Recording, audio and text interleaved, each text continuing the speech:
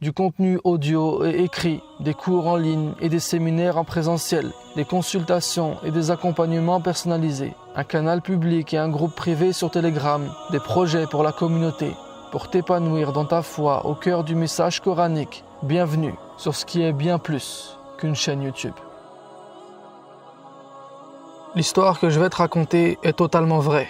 C'est juste que sa particularité est qu'elle soit métaphorique. Écoute-la attentivement jusqu'à la fin et ne doute pas de sa véracité. Un jour, un homme partit en voyage en voiture avec sa mère qui s'assit à côté de lui. Sa femme prit place à l'arrière ainsi que sa fille dans son siège auto.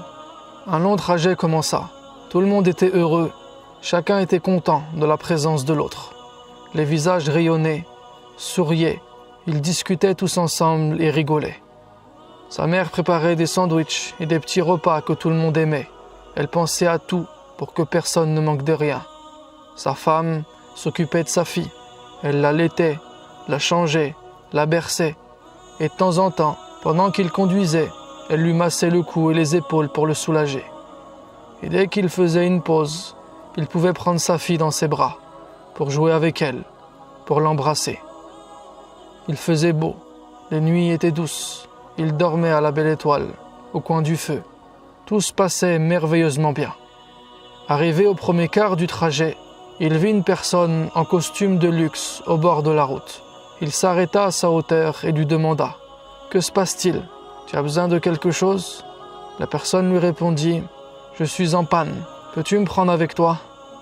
L'homme, hésitant, lui répondit dans un premier temps « Le problème, c'est qu'il manque de place. » Alors la personne lui dit « Non, ne t'inquiète pas, je ne suis pas trop encombrant. Et puis c'est moi qui prendrai en charge le reste du voyage. »« Mais qui es-tu » lui demanda-t-il. « Je suis l'argent. »« L'argent ?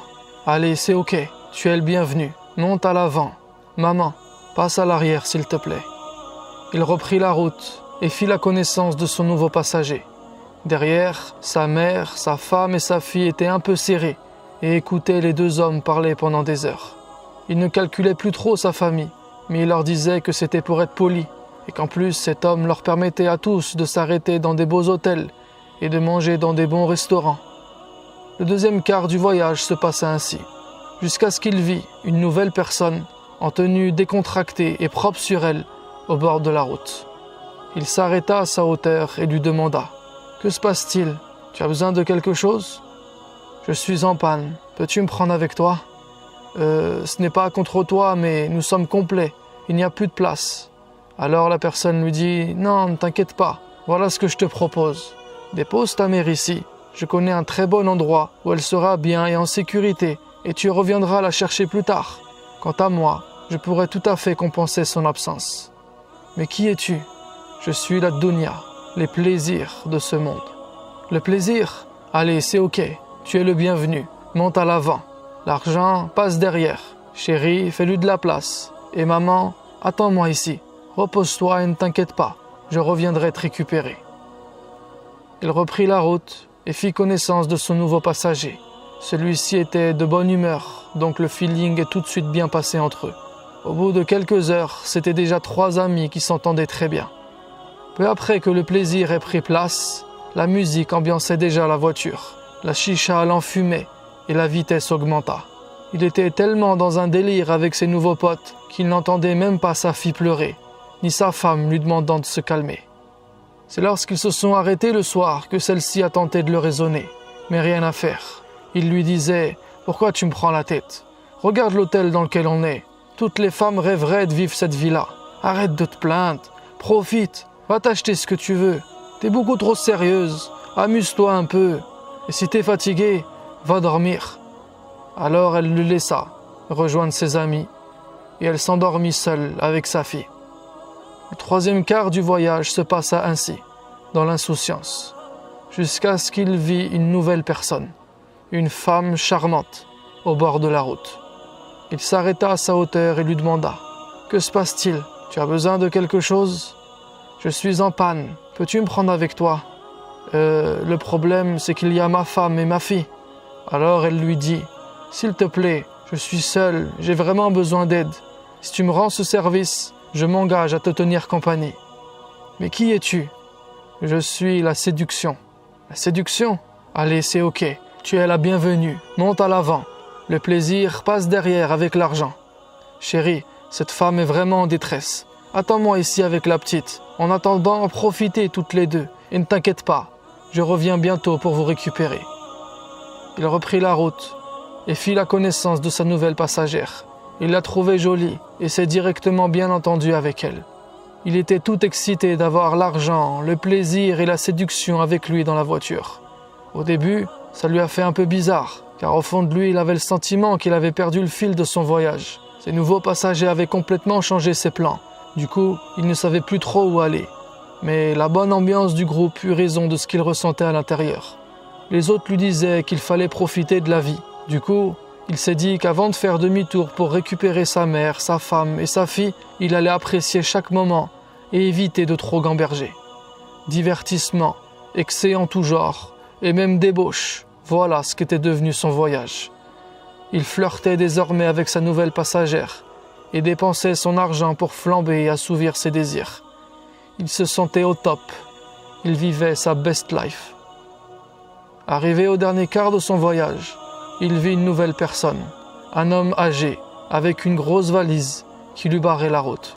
Il aurait pu le contourner et continuer, mais il s'arrêta pour lui demander « Pourquoi tu ne te mets pas au bord de la route comme tout le monde ?» Et la personne âgée lui répondit « Je sais par expérience que je ne suis pas un autostoppeur lambda. Je ne suis pas aussi attrayant que les autres. Si je ne m'impose pas un petit peu, les gens ne s'arrêtent pas du tout. » Alors il lui dit « Ok, d'accord, mais le problème c'est que comme tu le vois, la voiture est complète. » « Oui, je le sais, mais moi j'ai dans ma valise ce qu'aucun autre ne peut offrir. » Alors il se mit à ricaner et lui répondit « Mais j'ai déjà tout, l'argent, le plaisir, la séduction. Qu'est-ce qu'un vieil homme comme toi peut m'offrir avec sa valise poussiéreuse ? Et puis qui es-tu » Il lui répondit « Je suis la religion, et voilà ce que je te propose. Je ne suis absolument pas compliqué, je suis même prêt à aller dans le coffre. Si tu m'emmènes avec toi, je m'engage à être à ton service tout le reste du voyage. » « Non, franchement, j'ai pas besoin de toi. Peut-être plus tard. Je repasserai vendredi ou le prochain Ramadan pour voir si t'es toujours là. » Et il repartit en trombe avant même d'avoir refermé la fenêtre et planta le vieil homme sur le bord de la route. La nuit tombée, il s'arrêta dans une suite de luxe avec ses amis. Il était exténué. Ce soir-là, il s'endormit soucieux et vit en rêve le vieil homme s'approcher de lui avec un sourire bienveillant, lui ouvrir sa valise et lui montrer ce qu'il comptait lui offrir. C'était une clé. Il lui dit « Mon fils, cette clé est celle qui te donne accès à ton âme, celui que tu es vraiment. Et c'est la même qui peut t'ouvrir les portes du paradis. Je ne souhaitais pas t'éloigner de tes amis. Je voulais seulement que tu ne t'oublies pas toi-même. Je la garde avec moi, mais sache que je ne suis pas rancunier.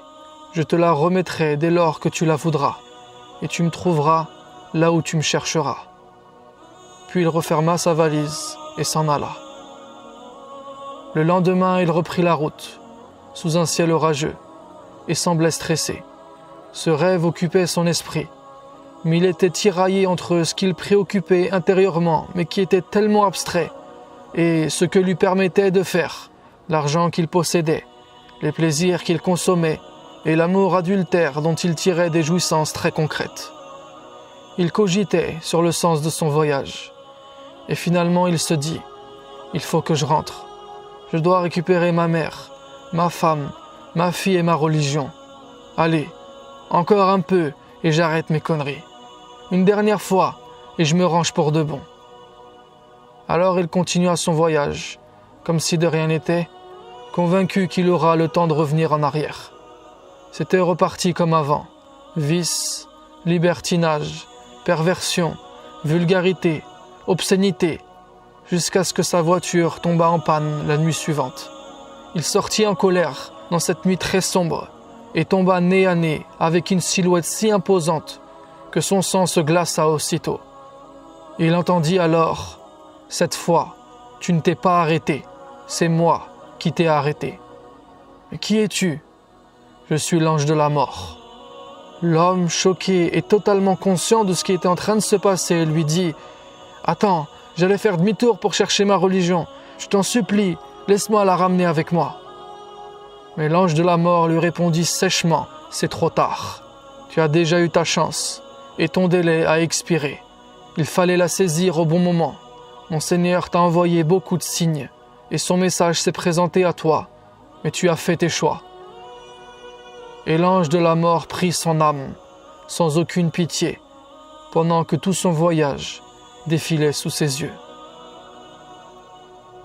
Y a-t-il vraiment besoin que je t'explique la morale de cette histoire? C'est vrai que j'y ai placé beaucoup de messages subliminaux, mais si tu la réécoutes plusieurs fois, tu les comprendras. Je te l'ai certifiée, elle est véridique, n'en doute pas. Combien de nos frères, combien de nos sœurs ont vécu ce genre d'histoire?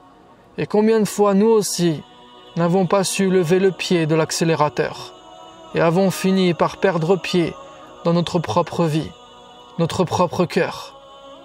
On a voulu rentrer des choses qui en ont fait sortir l'essentiel, des choses qui ont détruit tout ce qu'on avait construit, qui ont fait du mal à ceux qu'on aime, qui nous ont éloignés de ce qui compte vraiment, qui nous ont trompés et induits en erreur.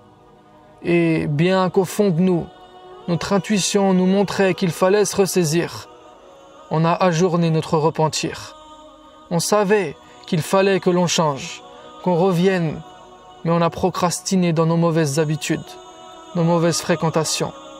On a méprisé notre religion, on a mésestimé ses enseignements et on a vécu dans l'insouciance.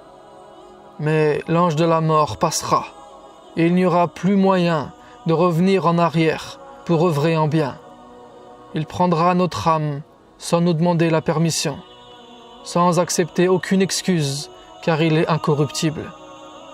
Et dans les valises de notre âme, il y aura le contenu de notre cœur et nos actions, bonnes et mauvaises. Et absolument rien d'autre. Tout le reste demeurera ici-bas, car on n'en aura aucunement besoin dans l'au-delà. Alors jugeons-nous avant d'être jugés et méditons sur les leçons de vie qu'Allah nous donne chaque jour. Tu peux partager dans les commentaires tous les liens subliminaux que tu peux faire entre cette histoire et la vie réelle, ainsi que les leçons à retenir. Je les lirai avec attention et d'autres pourront en profiter. Qu'Allah nous préserve, tous et toutes. Sur ce, je te dis à la prochaine vidéo, Inch'Allah. Si ça t'a plu, je t'invite à partager cette vidéo à tous ceux qui pourraient en profiter. C'est le meilleur moyen de soutenir mon contenu. Et si tu veux aller plus loin, tu peux rejoindre mes cours en ligne pour progresser rapidement ou t'abonner à mes mails privés. C'est totalement gratuit et tu pourras te désinscrire à tout moment. Je n'utilise aucun réseau social à part Telegram. J'y publie du contenu quasi quotidiennement. Tous les liens sont en description. On reste ensemble, Inch'Allah.